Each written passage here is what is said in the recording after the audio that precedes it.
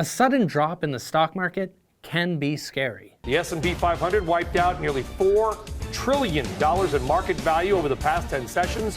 The recent fluctuations in the stock market have got some people worried that we might be on the precipice of a downturn or even another recession. It can be freaky to look at the stock market and see all of that red, but it's really important that you don't make any rash decisions with your money. So stop, take a deep breath, and remember that historically, every downturn has ended in an upturn.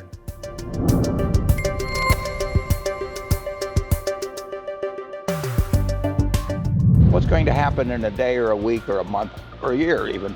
I've never felt that I knew it, and I've never felt that it was important. In 10 or 20 or 30 years, I think stocks will be a lot higher than they are now. You've probably heard it before that every downturn ends in an upturn, and you've probably wondered, is that even true? Well, here's the data to back it up. Let's start by looking at this chart of the Dow Jones Industrial Average. Over the past 100 years, it's gone up from about 1,420 points to now around 26,000 points. And after one of its longest sustained downturns from 1966 to 1982, it actually enjoyed one of its longest sustained upturns from 1982 all the way through 2000. The same is generally true of the S&P 500, which tracks the 500 biggest companies in the United States. The US economy has been growing since the Great Recession of 2009.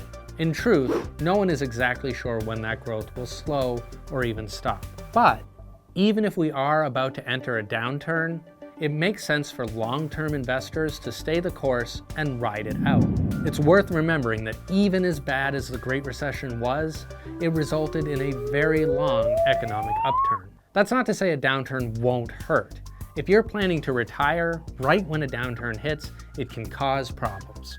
But if you're not planning to retire soon, there's no need to worry. History's on your side, and odds are, any downturn will soon become an upturn.